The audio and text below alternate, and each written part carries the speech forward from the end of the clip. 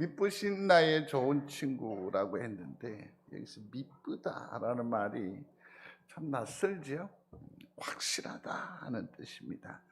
또 믿음이 간다라는 그런 뜻입니다. 믿음이 가는 좋은 친구, 그다음에 믿어온 예수, 그런 뜻입니다. 확실한 예수, 그런 뜻이겠지요. 미쁘신 주께서 늘 여러분들의 걸음을 주장하시고 인도하셔서 샬롬의 복을 채워 충만케 하는 그런 은혜가 늘 있게 되기를 주의 이름으로 축원합니다. 이제 우리가 2022년을 보지 않았습니까? 다시 시작하는 거죠. 무슨 일을 다시 시작하는가, 다시 하는가, 이게 새로움의 의미라고 생각을 합니다. 그래서 저마다 아마 이런저런 각오와 마음의 결심, 다짐들을 가지고 한 해를 이미 출발하신 줄로 아는데, 모쪼록 2022년은 은혜의 계절이 되시기를 바랍니다. 하나님께로부터 풍성한 그런 은혜로 말미암아서 늘 감사하는 그런 영광이 있게 되기를 중심으로 소원합니다. 제가 한번 예스럽게 조심스럽게 여쭤봅니다. 날감 일기를 쓰고 계십니까? 사실 여러분들에게 왜 이런 말씀을 드리느냐 하면, 제가 26일자부터 날감 일기를 썼습니다. 다음 주에는 그 증거를 설교 시간에 보여드리려고 하는데, 처음에는 억지 같았습니다. 쥐어짜는 감사였죠. 감사할 게 그다지 많지 않은 것 같아서 전략을 바꿨습니다. 그래서 이것을 맨 처음에 기도의 제목으로 한 5가지를 썼습니다. 그러고서는 감사의 제목은 뒤편에 글자에 다시 정리하기로 하고, 또 그날 제가 해야 할 일들에 대한 계획을 한쪽에 작은 글씨로 또 세워 넣어서, 그야말로 이것은 수첩도 되고 메모지도 되게 했었습니다. 열흘 넘게 이 일을 감당을 했는데, 제가 주일날 만나는 성도들에게만 이렇게 확인할 수 있으니까 늘 확인할 수 있는 게 가족이잖아요. 그래서 저를 포함해서 4명의 날감 일기를 이제 확인을 했습니다. 놀라운 사실을 발견하게 됩니다. 억지로 쥐어짜는 듯한 그 날감 일기지만 이게요, 가정을 바꾸어 버립니다. 우리의 생각을 바꾸어 버립니다. 모든 것을 긍정적이고 모든 것들이 은혜로 해석이 되는 것을 발견했었습니다. 분명히 참으로 쉽지 않은 고백일 텐데 이게 어떻게 가능할까라고 한번 물어봤더니 그게 감사가 되더라고 하더라고요. 성도 여러분, 날감 일기를 쓰십시오. 장담합니다. 여러분, 한 달만 꾸준하게 써보시면 우리의 생각이 달라질 겁니다. 우리의 삶이 달라질 겁니다. 우리의 인생의 질이, 퀄리티가 엄청나게 높아질 것입니다.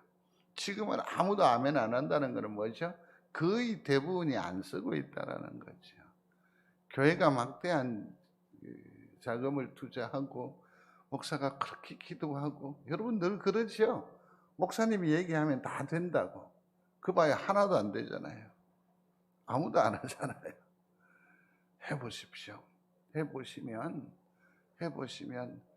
정말 우리의 삶이 모든 것이 감사로 화하는 놀라운 우리 생태계의 변화를 경험하실 수 있을 것입니다.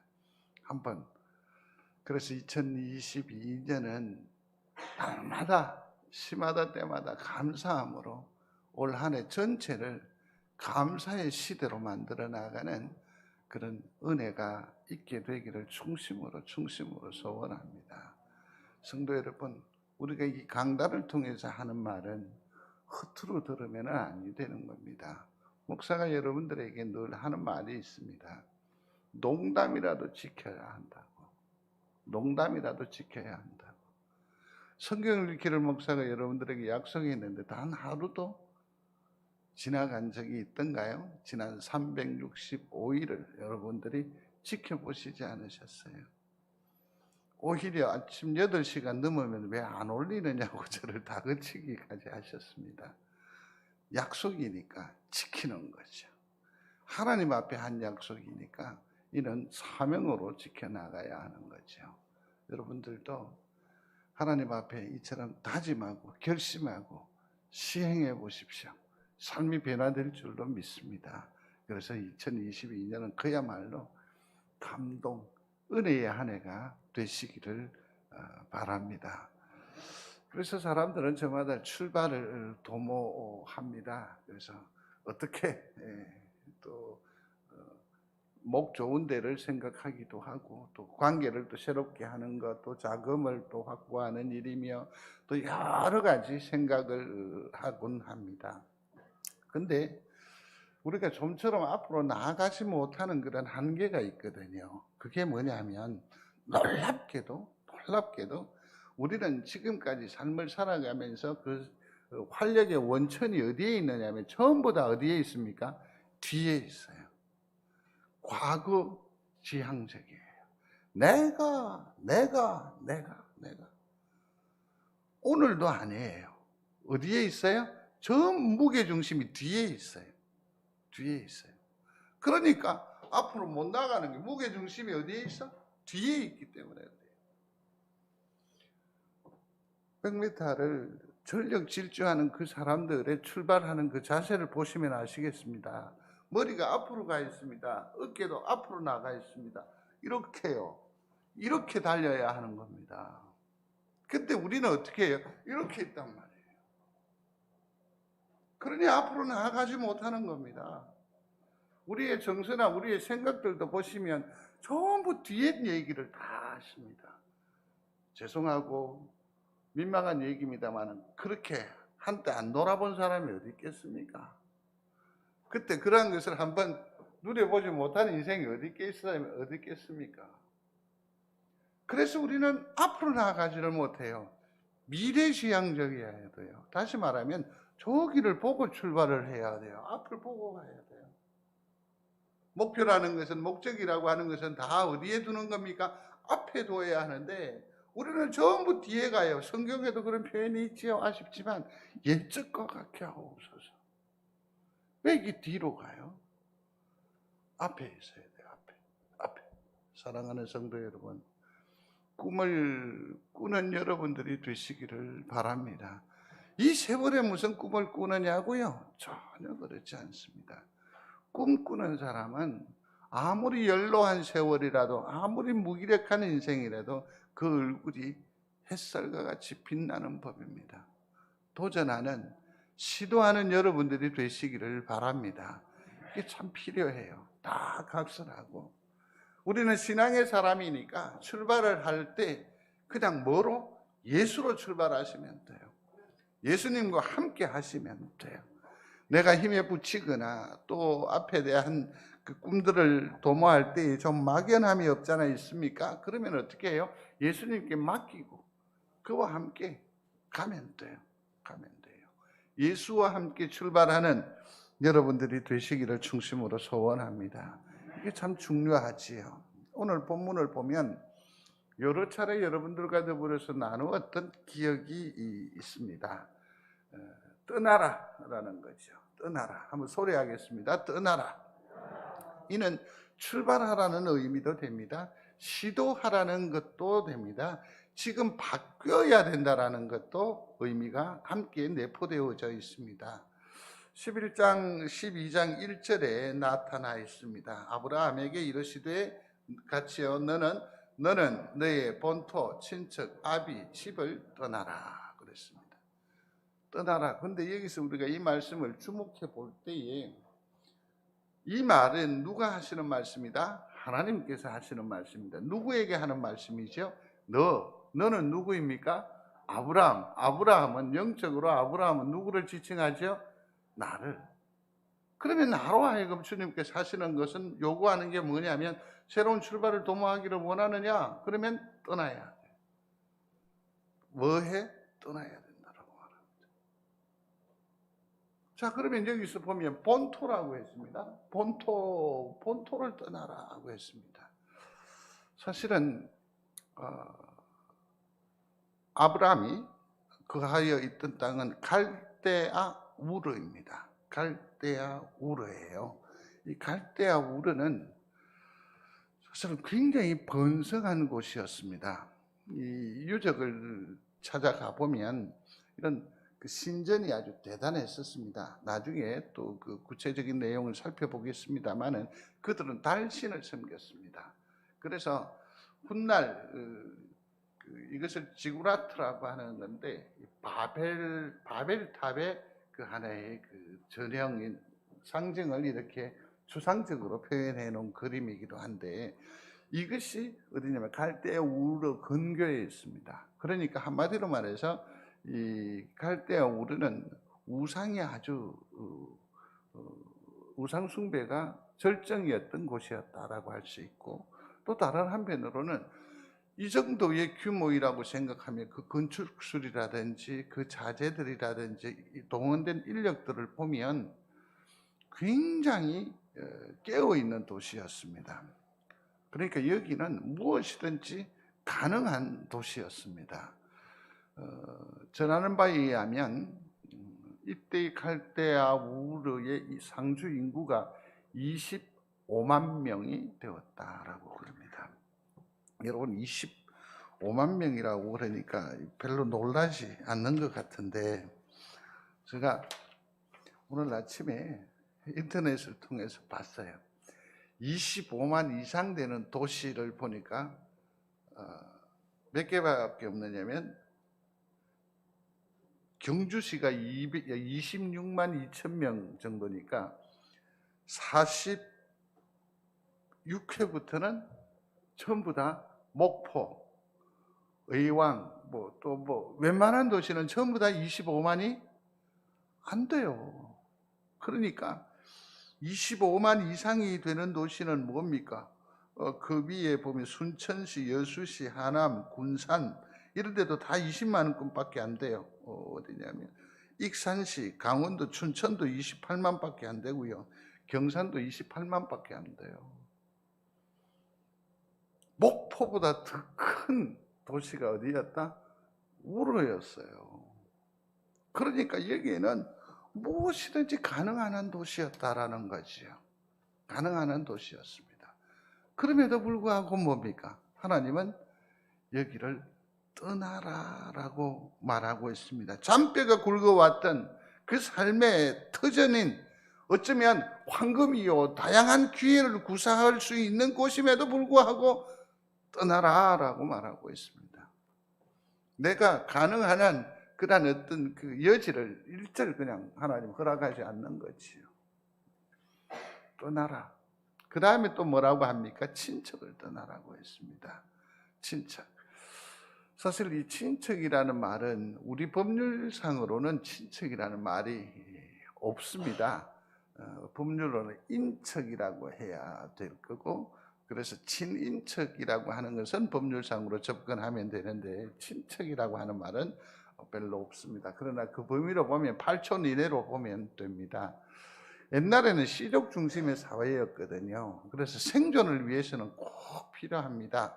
이 친족 안에 머물러 있어야 됩니다. 그게 든든한 울타리가 될 뿐만 아니라 보호막이 되고 보험이 되거든요. 그래서 여기 안에 있어야 되고 그 다음에 종족을 보존하는 그 일에 있어서도 이 친족 안에 머물러 있어야 원만하게 이루어집니다. 요즘 현대사회에 진입하기 이전에는 여러분들도 아마 중세사나 고대사의 그 드라마나 이런 데를 보면 가족끼리 얽혀 있는 그런 이상한 것들을 많이 보시죠? 우리 아브라함의 그 가계에도 보면 그렇고 성경에도 보면 아주 그 가족 중에 누이와 결혼을 하고 뭐 이런 표현들이 참 많이 나와요. 예전에 씨족 중심의 사회에 있어서는 종족 보존을 위해서 순수한 종족 보존이고, 그 다음에 또 종족 보존의 원활함을 기하기 위해서 이 친척 안에서 모든 일들이 다 이루어진 경우가 흔히 있었습니다. 그래서 이 친족이라고 하는 것은 든든한 울타리죠. 엄청난 힘이 되는 거죠. 힘이 되는 거죠. 이것마저도 떠나라라고 말하고 있습니다. 그리고는 또 어디를 떠나라고 했습니까? 아비의 집을 떠나라고 했습니다. 여기 아비의 집이라고 했는데, 성도 여러분, 한번 이 부분에 대해서 여러분들이 깊이 다음에 한번 더 생각해 보는 은혜가 있기를 바랍니다. 하나님의 나라요, 믿음의 조상이 누구입니까? 아브라함. 그는 유대인일까요? 아닐까요?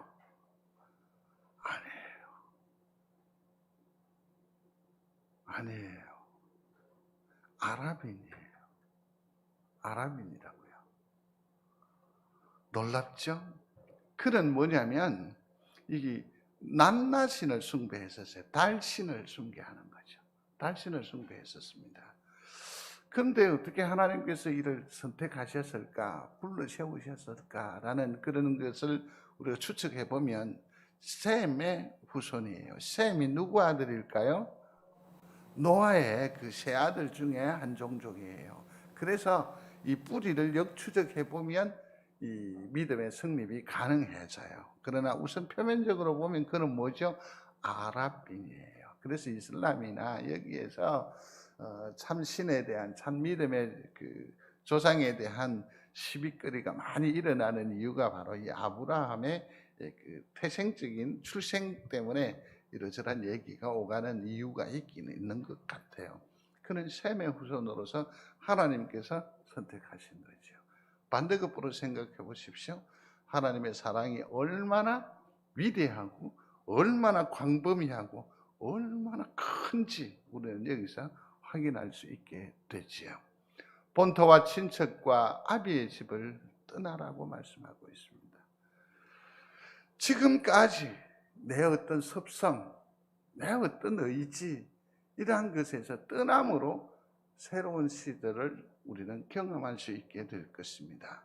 그러므로 여러분들에게 세 가지의 그 팁을 드리면, 하나는 소리하겠습니다. 하나님의 음성을 들어야 합니다. 하나님 여호와께서 누구에게? 아브라함에게 이르시되, 이 말은 뭘 말하는 거죠? 말한다라는 거죠. 말한다라는 거죠. 사도행전을 보시면 사도행전 7장에 스데반이 순교를 당하기 바로 직전에 그 많은 군중들을 향해서 예수 그리스도를 소개하는 자리에서 이 아브라함을 얘기합니다. 그때 그가 말하지요. 영광의 하나님이 그에게 보여, 그렇게 말하고 있습니다. 그러면서 뭐라고 말하냐면 그에게 말씀하시는 대로, 그러니까 너는 아브라함에게 이르되 너는 너의 본토 친척을 떠나라 하셨다. 그렇게 해서 믿음의 일을 이루었다라고 했어요. 하나님의 선한 역사는 이처럼 뭐냐면 보고 들음으로 이루어지는 거예요. 하나님의 역사는 무엇으로? 보고 듣는 것으로. 성도 여러분, 새 일을 출발하기를 원하십니까? 가장 먼저 우리가 생각해야 하는 것은 하나님을 만나셔야 합니다. 그의 음성을 들으셔야 합니다. 들으셔야 합니다. 스데반이 말하는 바, 하나님은 그럼 어떤 모습으로 오느냐? 영의 모습으로 오신다. 성령으로 우리에게 임하여 오신다. 성도 여러분, 올 한 해 하나님을 만나는 은혜가 있게 되기를 바랍니다. 성령께서 나를 강력하게 지배하는 그런 그 영에 충만한 여러분들이 되시기를 중심으로 소원합니다. 무슨 일을 도모하든지 우리는 형통함에 이를 줄로 믿습니다. 놀라운 것은 하나님께서 먼저 나타나셔서 이러한 은혜를 주신다라는 것 아닙니까? 우리가 얼마나 열심히, 얼마나 철저하게 하나님 앞에 엎드리느냐, 부복하느냐, 여기에 달려있지 않다고요. 요한계시록에 보면 내가 차든지 더욱든지라는 표현이 나옵니다. 근데 이것을 원어로 해석을 정확하게 하면 이래요. 네가 차든지 더웁든지 상관없이 나는 너희를 뭐 한다? 버리겠다라고 말해요. 다시 말씀을 드리면 얼마나 무서운 말씀인가요?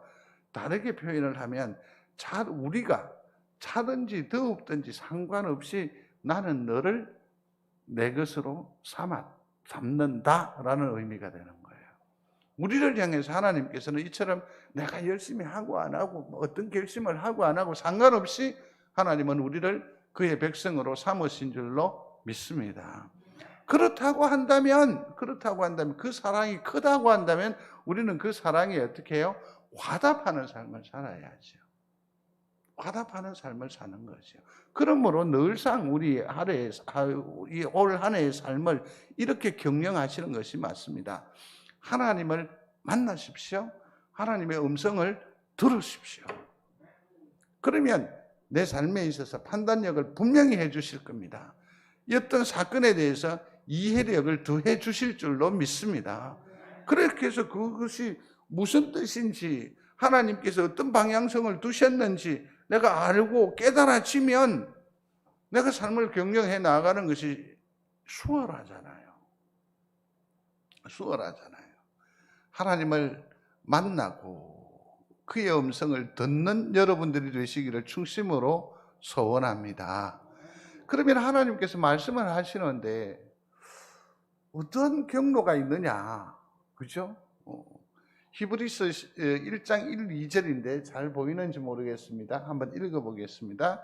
옛적에 선지자를 통하여 여러 부분과 여러 모양으로 우리 조상들에게 말씀하신 하나님이 이 모든 날 마지막에는 아들을 통하여 우리에게 말씀하셨으니 아멘. 옛날에는 여러 가지 부분과 여러 가지 모양으로 하나님께서 직접 말씀을 많이 해 주셨어요. 말씀을 많이 해 주셨는데 이제는 마지막 날에는 누구를 통하여? 아들을 통해서만 말씀하신다라는 거죠. 그러면 아들이 뭐냐라는 것이 참 중요한데요. 늘 강조하는 바입니다. 성경이 총 몇 권으로 되어 있나요? 66권으로 되어져 있습니다. 구약이 39권인데 39권의 핵심적인 주제가 담겨 있습니다. 그게 뭘까요? 예수예요. 근데 같은 예수라도 신약이 다루는 예수하고 또 달라요. 그게 뭐죠? 거기는 메시아가 나오죠. 구원자가 나오죠. 근데 사실은 그거는 누구를 보여주는 거죠?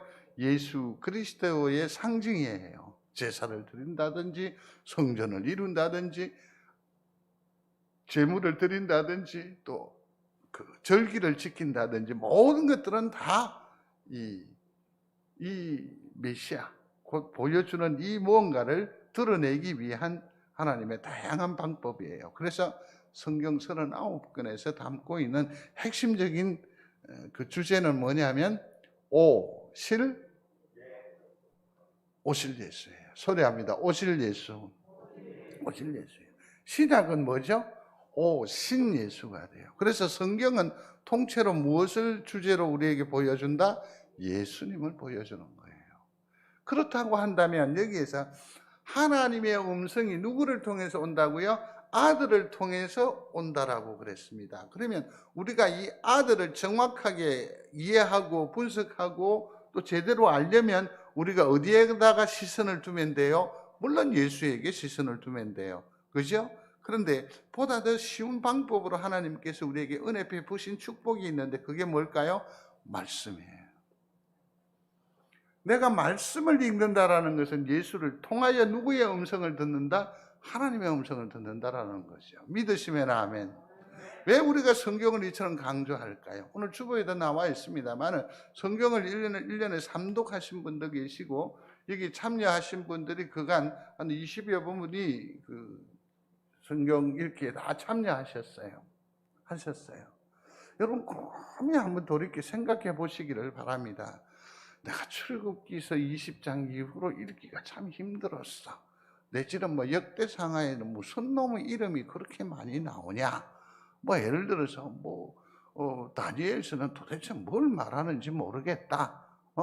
이런 어떤 기억들만 여러분 남아 있습니까? 아닙니다. 날마다 그 말씀에 얽매여 있었을 때에 내 영혼이 얼마나 행복하던가요. 내가 뭔가 이해가 되지 않지만 하나님의 말씀이 내게 계속해서 말씀하신다라는 것 때문에 내 걸음조차 거룩으로 변모하지 않던가요. 이게 신앙이고 이게 말씀이 우리를 주장하는 거란 말이에요.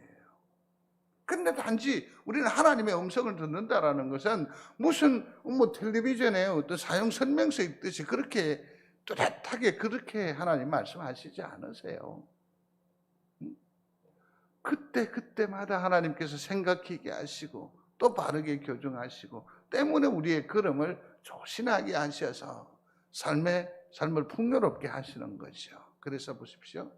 하나님께서 말씀하십니다. 누구를 통해서? 아들 예수를 통해서. 그러면 이 예수께서 하시는 모든 말씀이 뭡니까? 성경에 다 담겨 있으니까 성경을 읽으면 곧 내가 예수님 그 아들을 대면하는 것이요 또 더 나아가서 누구를 대면하는 것이다? 하나님을 대면하는 것이죠. 그래서 이 땅의 한국 교회사는 하나님의 음성을 세 가지로 분류합니다. 하나는 뭐냐면 읽어보시기 바랍니다. 보이는 말씀인 성경.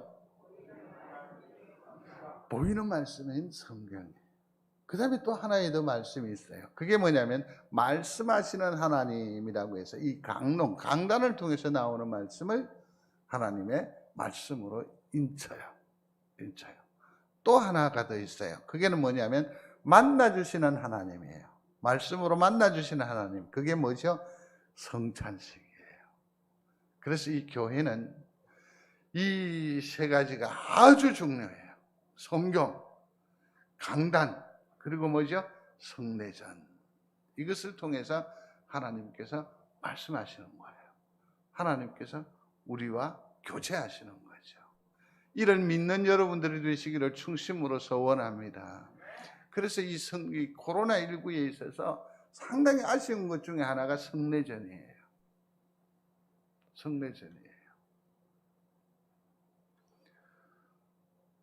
자, 들을 귀 있는 자는 들을지어다 라고 했습니다. 이처럼 우리 주변에 말씀하시는 하나님, 그다음에 또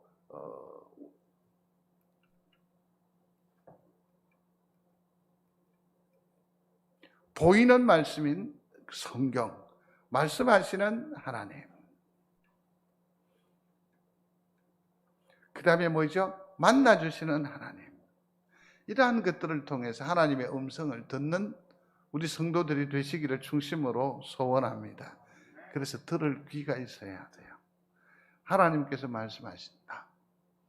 믿으시면 아멘. 자, 보세요. 들을 귀 있는 자는 들어라 라고 했습니다. 여러분, 하나님의 음성을 듣습니까? 요 근간에 하나님의 말씀을 들어보신 적이 언제입니까? 한번 얘기를 해봐 주시겠습니까? 요즘은 도통 하나님 말씀이 안 들리십니까? 성경 공부를 하는데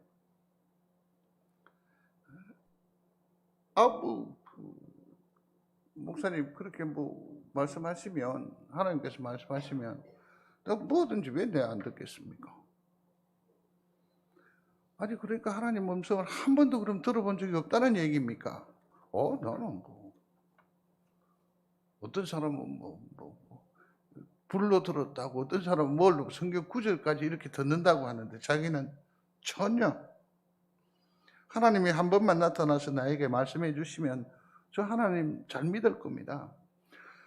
한 번만 저에게 나타나 주시면 그냥 나 헌신할 겁니다. 내가 전부 다 드릴 수 있습니다.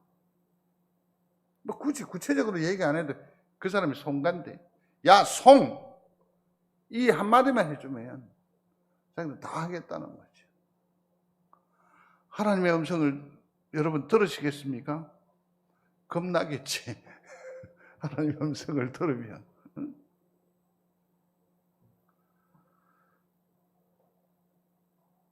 내 이름을 불러주시면, 그렇게 나타나 주시면, 하나님의 음성이 내게 구체적으로 들려지면 잘 믿겠다는 거죠. 사랑하는 성도 여러분, 요 최근에 하나님의 음성을 들은 적이 있습니까? 있다고 한다면 언제입니까? 말씀했잖아요. 보여지는 말씀인 성경이 있잖아요. 여러분들도 성경을 읽은 지가 언제입니까? 31일로 끝나고 그냥 끝장냈습니까? 좋아요. 그러면 최근에 여러분들은 하나님을 만났다라고 한다면 최소한 열흘 전에는 하나님을 만났다라는 고백이 가능하지 않아요? 그럼 여러분들은 책을 읽으신 겁니까? 고전을 읽으신 겁니까? 성경을 읽으면서 하나님께서 내게 주시는 말씀으로 믿지 않았습니까? 그래서 읽은 것 아닙니까? 하나님과 교제 아니었습니까? 근데 왜 아무도 하나님을 구체적으로 느끼지 못하죠? 그래서 제가 다시 여쭈어요. 하나님을 언제 만났습니까? 최근에 만난 적이 언제입니까? 가만히 계시지 마시고 12월 31일까지 내가 만났습니다. 최소한 말은 그렇게라도 해야죠. 말씀하시는 하나님이 강단이라고 했습니다. 지난주에 예배 참여하지 않으셨나요? 황 목사 얘기 들었나요? 그러면 고백할 수 있어야죠. 일주일 전에 하나님의 말씀을 들었습니다. 우리가 예배가 회복되어야 합니다. 예배가 소중합니다. 절실합니다. 그러나 여전히 황 목사의 얘기요, 황 목사의 철학이요, 황 목사의 삶의 어떤 원칙을 여러분들이 들으며 동참하며 거기에 동의한다라고 한다면 우리는 실패한 예배자예요. 강단을 통해서 말씀하시는 하나님을 믿는 여러분들이 되시기를 바랍니다. 그러면 여러분은 답할 수 있어야 돼요. 최소한 내가 하나님을 언제 만났느냐, 하나님의 음성을 언제 들었느냐, 최소한 외람되지만 지난 주일에 말씀하시지 않으셨습니까? 아침 7시만 되면 성경을 묵상한 것을 띄워요. 그러면 금방금방 아멘으로 이렇게 와요. 20여 분이 계속해서 반응을 해줘요. 저는 최소한 그분들에게 기대하는 것이 뭐냐면 제가 옮겨 적는 그 글이라는 것이 뭐 하겠어요. 20년 가까이 저하고 사귀어 봐서 알잖아요. 제가 가지고 있는 그 그릇의 크기며 이게 얼마나 미미하다는 거 다 아시잖아요. 여기에 무슨 선한 것이 나오겠어요? 그럼에도 불구하고 말씀을 제시해 줬을 때 그들이 하나님의 음성으로 받는 거예요. 그러면서 뭐라고 하냐? 아멘 해요. 황 목사님 고맙습니다라고 하지 않아요. 말씀하시는 그 하나님에게 반응하는 거라니까요. 아멘, 아멘, 아멘, 아멘. 생생하게 하나님과 동행하는 여러분들이 되시기를 충심으로 소원합니다. 언제 들었냐고요? 오늘 아침에도 말씀하셨잖아요. 오늘 아침에도 말씀하시지 않으셨습니까? 어저께 아침에 7시가 안 돼서 말씀하시지 않던가요? 우리가 기도하지 않습니까? 누구에게 기도합니까? 하나님과 기도하잖아요. 그러면 여러분들은 최소한 기도의 자리에서 누구를 만나신 겁니까? 하나님을 만난 거예요. 그렇지 않으면 다른 주술과 다른 어떤 미신, 우상들과 뭐가 다를 바 있어요? 그래서 잠시 하는 이 예배지만, 잠시 감은 이 눈이지만 나는 지금 누구 앞에 기도하는 겁니까? 하나님 앞에 기도하는 거예요. 이 식탁은 누구 앞에 놓인 식탁입니까? 하나님 앞에 놓인 식탁이라는 말이에요. 우리는 너무너무 신앙의 매너리즘이라고 하나요? 이게 빠져버린 거예요. 길 가면서도 하나님을 느끼는, 내가 힘을 이렇게 가는데도 아이고 참 다행이지. 이게 우리의 고백이 되어서는 안 된다는 거 아닙니까? 왠지 아십니까? 그 힘들어할 때, 내가 헐떡거릴 때 내 등을 떠밀며 내 걸음을 붙들어 주신 이가 계세요. 누구신지 아시겠습니까? 저는 이렇게 고백해요. 하나님이 나와 함께 하셨습니다. 하나님이 나를 붙드셨습니다. 하나님께서 나와 함께 하십니다. 날마다 하나님을 생생하게 만나며 그와 동행하는 여러분들이 되시기를 충심으로 소원합니다. 이게 정말 중요해요. 하나님의 음성을 듣는 여러분들이 되시기를 충심으로 소원합니다. 같이 한번 읽겠습니다. 이러므로 우리가 하나님께 끊임없이 감사함은 너희가 우리에게 들은 바 하나님의 말씀을 받을 때에 사람의 말로 받지 아니하고 하나님의 말씀으로 받음이니 진실로 그러하도다.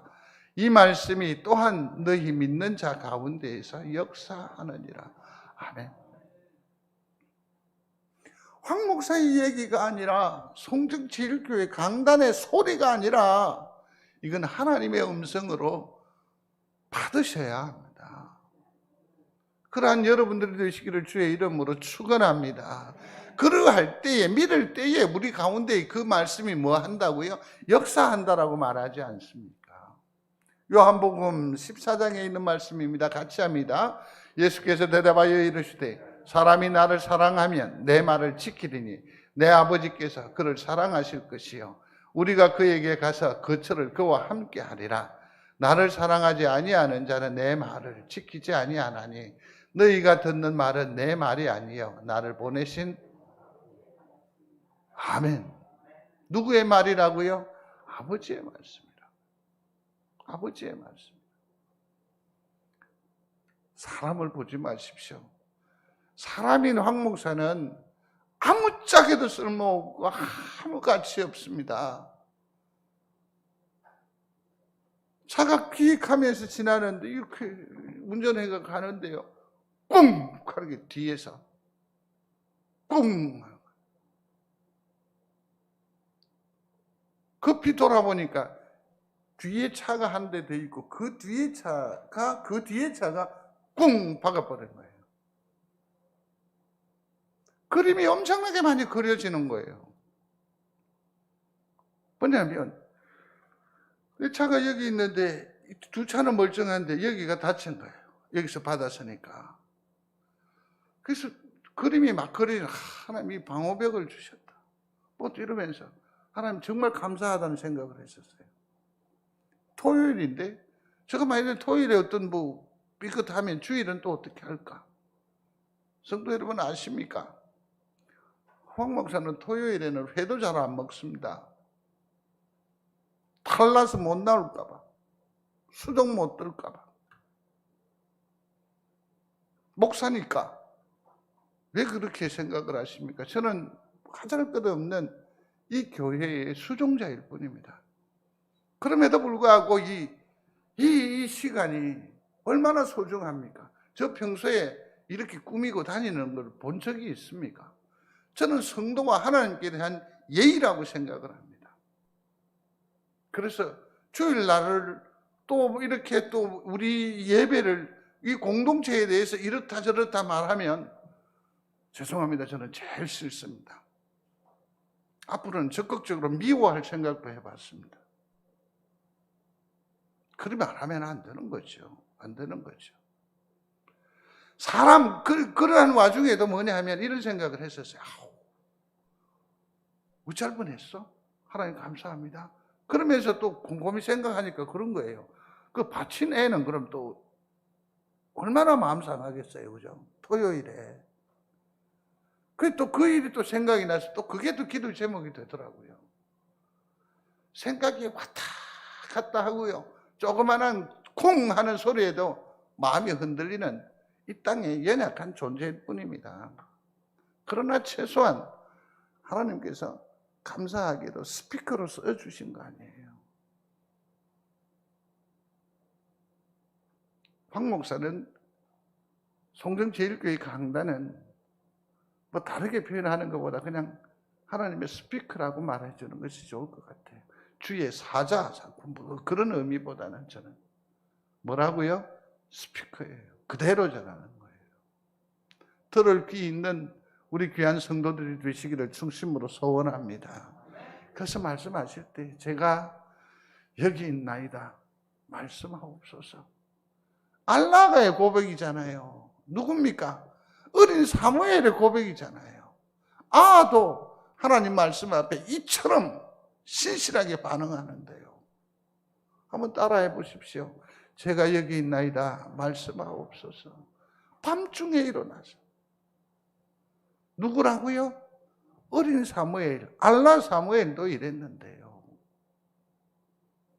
온 이스라엘이 하나님 앞에 얼마나 민망합니까? 그들이 모여서도 내가 하나님의 음성을 듣지 않으면, 하나님께서 내게 말씀하지 아니하시면, 하나님이 나를 만나주지 아니하시면 내게는 소망이 없습니다. 우리에게는 꿈과 비전, 상상도 할 수 없습니다. 그러면서 자기들이 하나님 앞에 부끄럽고 수치스러운 그 모든 일들을 다 내려놓으면서 부끄럽지만 민망하지만 살기 위해서 고백한 이스라엘의 소리예요.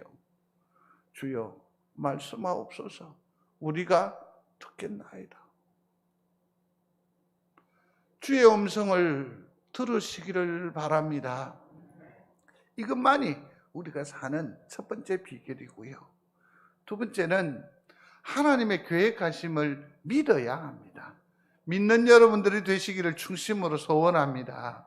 어떤 꿈을 실현하기 위해서 사람들은 그 방향을 잘 설정을 해야 됩니다. 또 거기 안에 열정이 있느냐 없느냐 이런 것들도 매우 중요합니다.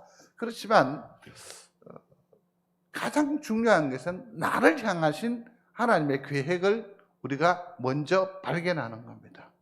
그래서 여러분 기도하십시오. 하나님, 지금 이 점에 내가 뭘 할까요? 제가 할 수 있는 것이 무엇일까요? 이렇게 구하시기를 바랍니다. 아브라함 한번 볼까요?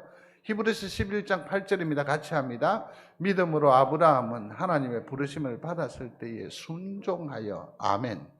자, 아까 봤죠? 갈대아 우르가 주는 매력이 대단해요. 그죠? 친척이라고 하는 이 울타리가 정말 견실하단 말이에요. 아버지가 주는 그 포근함이라는 것은 쉽게 포기할 수 없는 것 아니겠습니까? 그런데 그가 순종해서 떠났다라고 말하고 있습니다. 떠났다고 말했습니다. 근데 그게 가능할까요? 가능할까요? 참 어려울 거예요. 그래서 이 순종하여를 히브리서 11장 8절은 믿음으로라고 표현을 해요. 한번 소리합니다. 믿음으로. 히브리서 4장 2절에 들은 바 말씀이 유익되지 아니한 것은 들은 자가 믿음을 화합하지 아니함이라. 아멘. 하나님의 음성 들으시면 모두가 다 하나님의 음성을 내게 들려주시면 가시겠습니까? 어려워요. 왜 못 가는지 아세요? 하나님의 음성에 대한 분명한 인지가 있음에도 불구하고 내가 꼼짝할 수 없어요. 왜? 믿음으로 동의하지 않기 때문에. 그렇게 말할걸요. 아니, 내가 왜 김에 가야 되는데?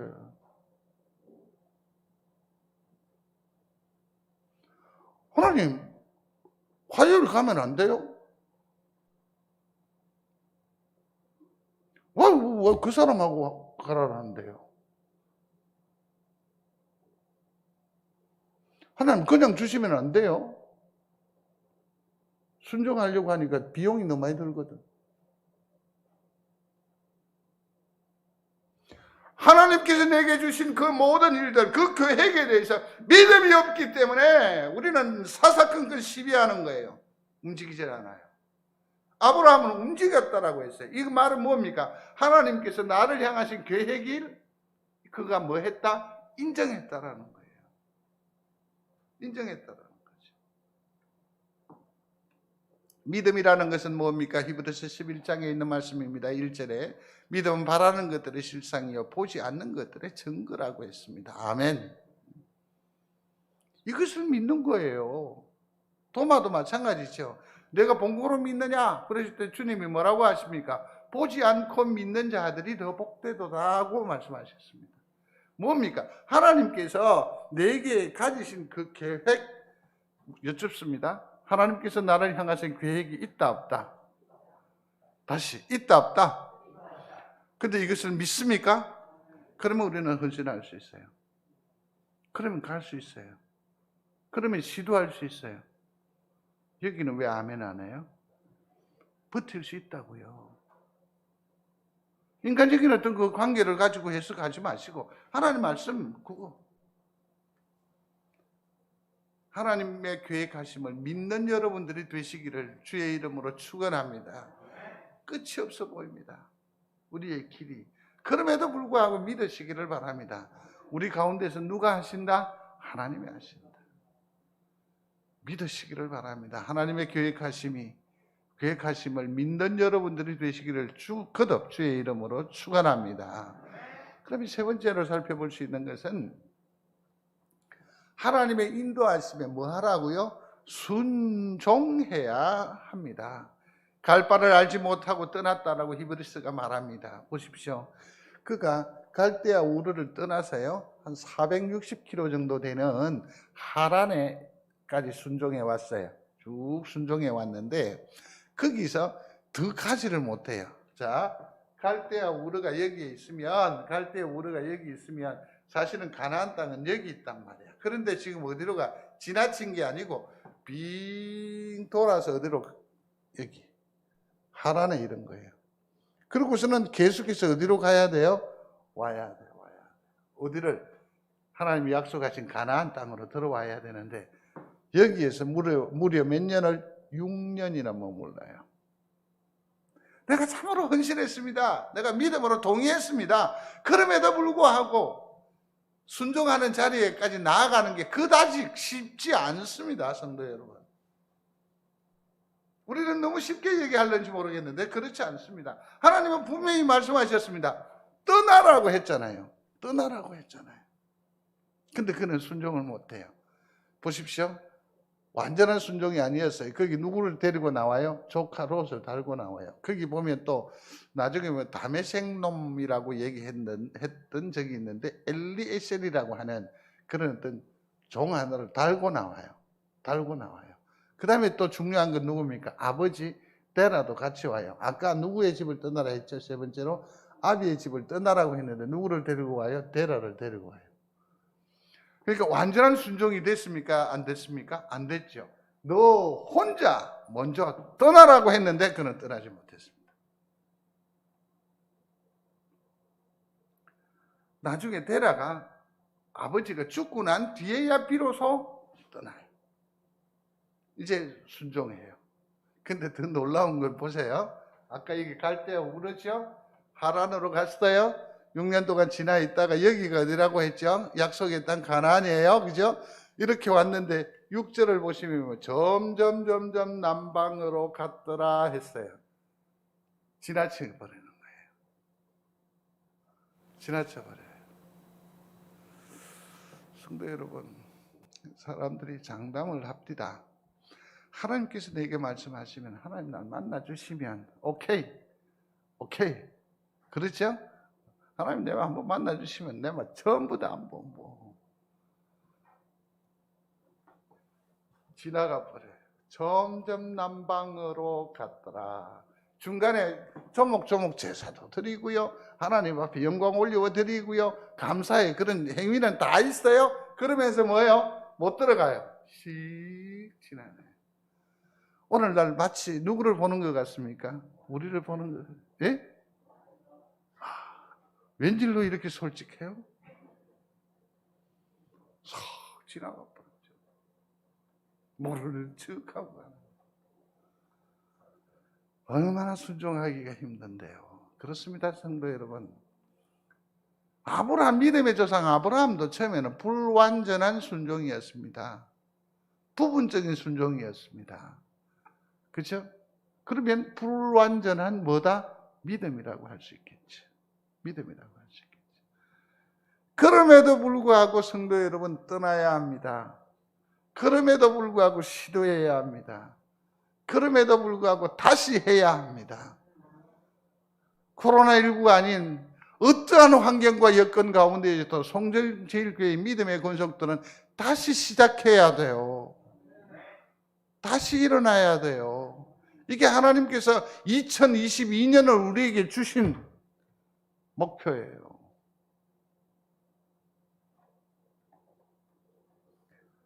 전구를 발견한 토마스 에디슨이 전구를 밝혔는데 이것을 시연하는 거예요. 얼마나 많은 사람들이 기대를 가지고 왔겠어요. 거기에서 유명한 일설이 있어요. 시장이 나와서 이 인류의 위대한 발명 앞에서 뭐라고 했냐면 촛불을 밝혀라 그랬어요. 이 전구를 지금 세상에 처음으로 딱 내는데 이걸 보려고 뭘 밝혀야 돼? 촛불을 밝혀라. 이 시작이 얼마나 미미해요.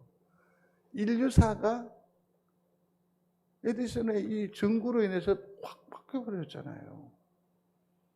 처음 시작은 미미한 겁니다. 미미한 겁니다. 라이트 행제가 비행기를 시험을 이렇게 해요. 시험을 해요. 근데 맨 처음 첫 1차 시도 때 얼마를 날았는지 아십니까? 6초를 날았어요. 6초를 날았다고요. 6초. 6초. 첫 비행이 6초였고 두 번째 비행이 12초였어요. 여기에서 가능성이 나타난 거죠. 6초에서 12초. 성도 여러분, 우리가 미미하지만 주의 말씀을 붙들고 주의 성령을 의지하며 다시 시작하는 여러분들이 되시기를 충심으로 소원합니다. 배가 시험 운전을 해요. 전에는 주로 닷새, 바람에 의해서 운영이 되는데 저 뒤에다가 스팀을 해가지고 터빈을 이렇게 돌려서 시험하는 구간이 무려 30분 정도면 도달할 수 있는 거리를 30시간 걸쳐서 도착한 거예요. 불완전합니다. 그러나 오늘 그 엄청난 엔진을 장착하고 움직여 가잖아요. 우리의 작은 것 시도하십시오. 처음에 자동차를 발견해서 시운전할 때에 요즘으로 치면 시속 얼마였게요? 3km였습니다. 1시간에 얼마를 가? 3km 가요. 사람이 동물하고 그 속도 비교표를 보시면요. 사람은 시속 몇 킬로라고 되어 있냐면 4km라고 되어 있어요. 우리가 1시간에 심리는 가요. 근데 얘는 1시간 동안 몇 킬로 갔어? 심리도 못 간 거예요. 처음에 시작은 미미하지만 우리가 하나님 의지하며 말씀을 따라 나아갈 때에 반드시 승리하게 될 줄로 믿습니다.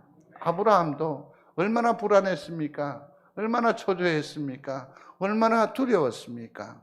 그럼에도 불구하고 이에 아브라함이 여호와의 말씀을 쫓아갔고 그래서 어떻게 합니까? 마침내 도달했다라고 했습니다. 마침내 은혜가 함께 하시기를 주의 이름으로 축원합니다. 말씀을 맺겠습니다. 2022년은 또 다른 기회예요. 다시 시작할 수 있는 절호의 찬스가 되는 줄로 믿습니다. 다시 성경을 읽으십시오. 이게 하나님을 만나는 거라니까요. 이게 하나님의 음성을 듣는 것이라니까요. 또 읽으십시오. 또 읽으십시오. 다시 기도하십시오. 여쭙게요. 여러분들이 언제 최근에 물어보신 적이 있습니까? 하나님 앞에 말입니다. 다시 기도하십시오. 다시 기도하십시오. 다시 찬양하십시오. 코로나19로 마스크로 이리 되어 있고 방역당국에서 뭐 통성으로 기도하지 마라. 함께 찬양하지 마라. 성가대 운영을 하되 방역 확실하게 정리된 사람들만으로 구성해라. 온갖 얘기를 다 합니다. 그럼에도 불구하고 우리는 찬양하지 않으면 다시 시작할 힘을 얻지 못합니다. 끝까지 도달할 수가 없을 겁니다. 다시 사랑하십시오. 다시 사랑하십시오. 지금까지 소원했던 그런 관계들, 다쳤던 것들 다 다시 부흥하는 송정제일교회가 되기를 주의 이름으로 축원합니다. 제가 그러면서 이런 상상까지 했어요. 주님이 내 등 뒤에 항상 함께 계신다. 자기들 얼굴 아니라고 쳐다도 안 보는 말. 성도 여러분, 우리 서로 사랑함으로 2022년을 승리의 해로 만들어 나가는 복된 우리 교회, 우리 성도가 되시기를 주의 이름으로 축원합니다. 고마우신 하나님, 우리 다시 기도하게 하시고 다시 사랑하게 하시고 다시 말씀으로 돌아가게 하여 주옵소서. 그럴진데 우리가 예배가 회복되고 하나님의 선하심의 은혜를 누려 살 수 있을 줄로 믿습니다. 하나님이 다시 우리를 새롭게 하여 주옵소서. 예수님의 이름으로 기도드리옵나이다. 아멘.